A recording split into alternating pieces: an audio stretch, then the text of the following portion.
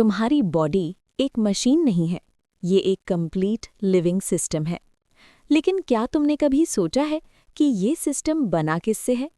अगर हम अपनी बॉडी को तोड़ते जाएं, पार्ट्स से छोटे पार्ट्स और उनसे भी छोटे, तो आखिर में हमें मिलेगा एक माइक्रोस्कोपिक स्ट्रक्चर, जिसे कहते हैं सेल। सेल ही लाइफ की सबसे छोटी यूनिट है, इसलिए इसे कहा जाता है the fundamental unit of life.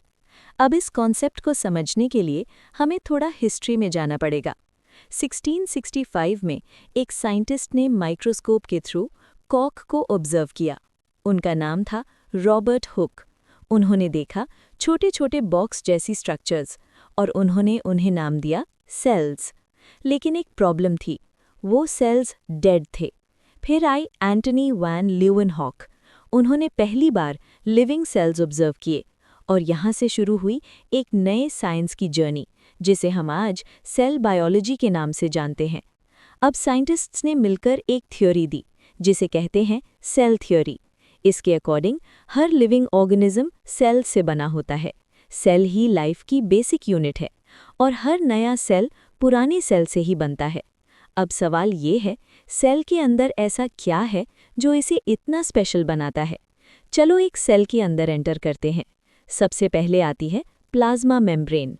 ये एक पतली सी लेयर होती है जो सेल को सराउंड करती है। लेकिन ये सिर्फ एक वॉल नहीं है, ये इंटेलिजेंट है। ये डिसाइड करती है कि कौन सा सब्सटेंस अंदर आएगा और कौन सा बाहर जाएगा।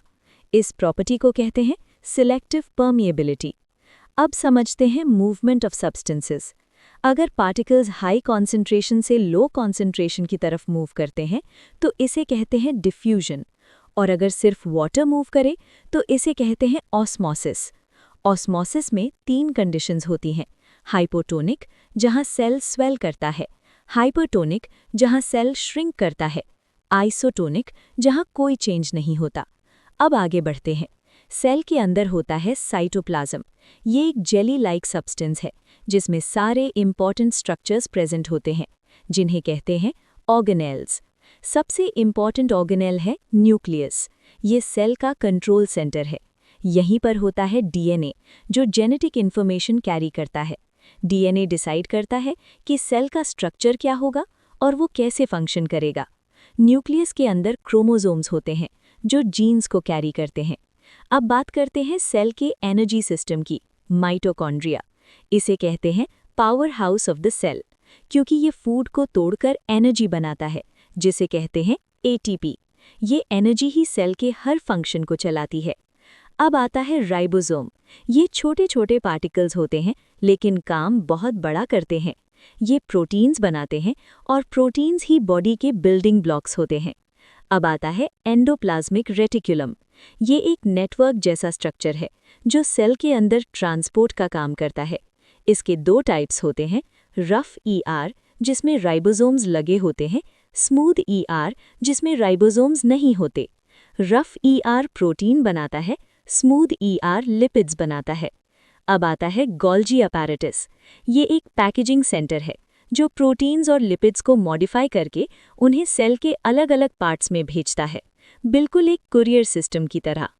अब बात करते हैं लाइसोसोम्स की। ये सेल के वेस्ट मैनेजमेंट सिस्टम होते हैं। ये वेस्ट मटेरियल्स को तोड़ते हैं और कभी-कभी पुराने ऑर्गेनेल्स को भी डिस्ट्रॉय कर देते हैं। इसलिए इन्हें कहते हैं सुइसाइड बैग्स। अब अगर हम प्लांट सेल की बात करें तो कुछ एक्स्ट्रा फीचर्स मिलते हैं, जैसे सेल वॉल। ये एक हार्ड आउटर लेयर होती है जो सेल को प्रोटेक्शन और शेप देती है। फिर आता है क्लोरोप्लास्ट। ये सिर्फ प्लांट सेल्स में होता है। यहीं पर होता है फोटोसिंथेसिस, जहां सनलाइट को एनर्जी में कन्वर्ट किया जाता है। और एक बड़ा वैक्यूल जो स्टोरेज का काम करता है और सेल को टर्जिडिटी देता है। अब डिफरेंस समझ लेते हैं। प्लांट सेल में सेल वॉल होती है, एनिमल सेल में नहीं। प्लांट सेल में क्लोरोप्लास्ट होता है, एनिमल सेल में नहीं। प्लांट सेल में वैक्यूल बड़ा होता है, एनिमल सेल में छोटा। तो अब तुम क्लियरली समझ सकते हो कि एक छोटा सा सेल ही लाइफ का बेस है। हर प्रोसेस, हर फंक्शन, सब कुछ इसी के अंदर होता है। सोचो, तुम्हारा पूरा बॉडी बिलियंस ऑफ सेल से बना है और हर एक सेल अपना काम परफेक्टली कर रहा है, तभी तुम जिंदा हो। यही है लाइफ का असली सीक्रेट,